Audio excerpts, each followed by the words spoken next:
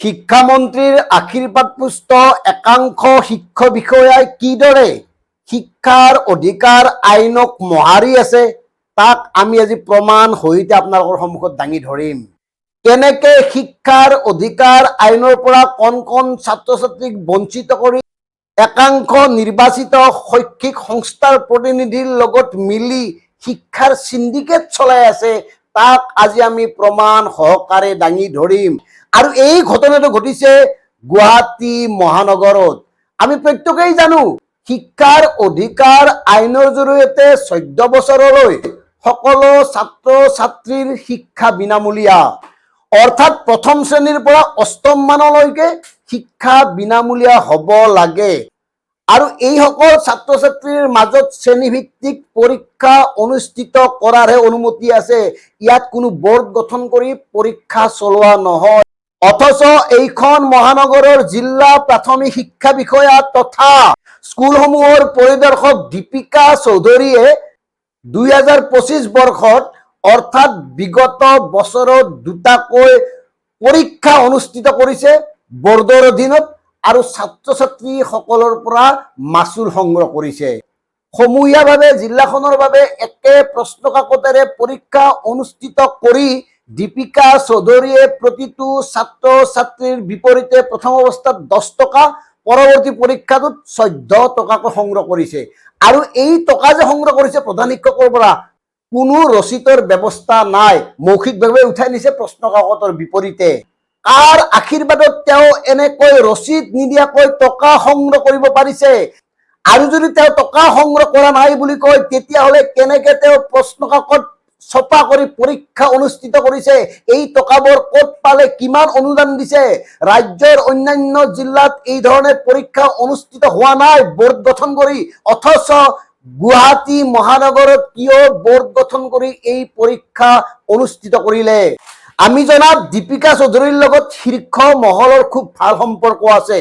শিক্ষামন্ত্ৰীৰ আশীষপুষ্ট এইগৰাকী শিক্ষা বিষয়াৰ বিৰুদ্ধে একাধিক অভিযোগ আমাৰ হাতত আহি পৰিছে। পৰৱৰ্তী সময়ত আমি তথ্য সহকাৰে সকলোবোৰ ফাদিল কৰিম।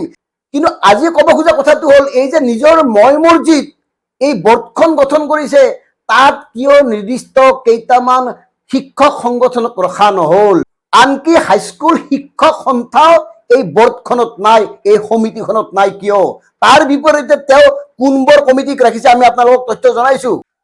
তেখেতে সমিতিখনত ৰাখিছে ছেকেণ্ডাৰী টিচাৰ্ছ এছ'চিয়েশ্যন, তাৰপিছত উৰ্মিমালা বেজবৰুৱা, মনোজ কুমাৰ লহকৰ ME টিচাৰ্ছ এছ'চিয়েশ্যনৰ অৰূপজ্যোতি বেজ, তিলক চন্দ্ৰ বৈশ্য LP টিচাৰ্ছ এছ'চিয়েশ্যনৰ ৰাতুল গোস্বামী, প্ৰদীপ কলিতা, অমল শৰ্মা, টেট টিচাৰ এছ'চিয়েশ্যনৰ Dipankar Deka, academic research person CRCCN teacher, Rameswar Sharma for Hindi subject, Dilip Sharma, Tulika Barman Majumdar, Kamaleswar Das, Manasi Das for science, Chandramita Goswami for FLN grade, Jyoti Priyanshu Choudhury for FLN grade. অথচ তেওঁ প্ৰাথমিক পৰ্যায়ৰ MB সন্থা, বুনিয়াদী শিক্ষক সন্থাক বোৰ্ডখনত উল্লেখ কৰা নাই। অথচ এই ধৰণৰ বোৰ্ড বা সমিতি গঠন কৰাৰ অধিকাৰ দিয়া হোৱা নাই শিক্ষা বিষয়ক। তাৰপিছত তেওঁ কিয় এই বোৰ্ড গঠন কৰি পৰীক্ষা অনুষ্ঠিত কৰি ছাত্ৰ ছাত্ৰীসকলৰ বিপৰীতে প্ৰথমতে 10 টকা, তাৰপিছত 14 টকা সংগ্ৰহ কৰিলে? ইয়াৰ আঁৰৰ ঘটনাবোৰ তদন্ত হোৱা উচিত। কাৰণ কামৰূপ মহানগৰত প্ৰায় 1 লাখতকৈও অধিক ছাত্ৰ ছাত্ৰী আছে যিসকলে প্ৰথম মানৰ পৰা অষ্টম মান শ্ৰেণীৰ ভিতৰত পঢ়ে। গতিকে এনেকে যদি প্ৰত্যেকজন ছাত্ৰ ছাত্ৰীৰ পৰা পৰীক্ষাৰ প্ৰশ্ন কাকতৰ নামত কোনো ৰচিদ নোহোৱাকৈ 10ৰ পৰা 14 টকালৈকে সংগ্ৰহ কৰে, দুটা পৰীক্ষাত কমেও 24 লাখ টকা সংগ্ৰহ হয়। গতিকে এই টকাবোৰ ক'ত? এই টকাবোৰ ক'ত কেনেকৈ খৰচ কৰা হৈছে? কেৱল প্ৰশ্ন কাকতৰ নামতে 24 লাখ টকা খৰচ কৰা হৈছে নেকি? আমাৰ হাতত পৰা তথ্য মতে এগৰাকী প্ৰাক্তন শিক্ষক জনৈক কলিতা উপাধি নামৰ এগৰাকী ব্যক্তিক লগত লৈ এই গোটেই কামবোৰ কৰি আহিছে। আৰু বিনামূলীয়া শিক্ষাৰ অধিকাৰ যি ধৰণে খৰ্ব কৰিছে ইয়াৰ বিৰুদ্ধে এটা ক্ষিপ্ৰতৰ তদন্ত হোৱা উচিত।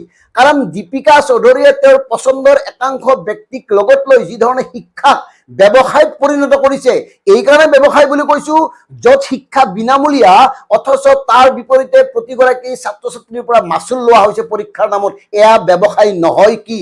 গতিকে এই গোটেই বিষয়টো তদন্তৰ আওতালৈ আহিব লাগে, কাৰণ 2025 বৰ্ষত দুটা পৰীক্ষা ইতিমধ্যে অনুষ্ঠিত হৈ গৈছে।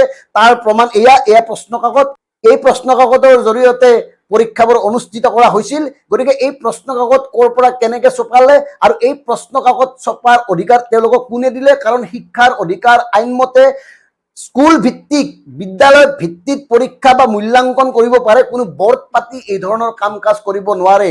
গতিকে শিক্ষাৰ অধিকাৰ আইনক বুঢ়া আঙুলি দেখুৱাই দীপিকা চৌধুৰীয়ে মন্ত্ৰী ৰণোজ পেগুৰ আশীৰ্বাদত এই সকলোবোৰ কৰি থকা বুলি আমাৰ হাতলৈ অভিযোগ আহিছে। আনকি এইগৰাকী শিক্ষা বিষয়াই একাংশ শিক্ষকক সামান্য কথাতে কাৰণ দৰ্শোৱাৰ জাননী জাৰি কৰি ভীতিগ্ৰস্ত কৰি ৰাখিছে। এনেকুৱা অনেক তথ্য আমাৰ হাতলৈ আহিবলৈ আৰম্ভ কৰিছে। কিন্তু আমি জনাব খোজো, মাননীয় শিক্ষামন্ত্ৰী ডাঙৰীয়া, এয়া যি ধৰণে কাম কৰা হৈছে, ইয়াৰ দ্বাৰা শিক্ষা অধিকাৰ আইন 2009ৰ 3, 12 আৰু 13 ধাৰা সম্পূৰ্ণৰূপে নস্যাৎ কৰা হৈছে আৰু ইয়াৰ বিৰুদ্ধে তাৎক্ষণিকভাৱে এটা তদন্ত ঘোষণা কৰি শিক্ষাৰ প্ৰতি থকা দায়বদ্ধতা প্ৰমাণ কৰক। ধন্যবাদ। জয় আই অসম।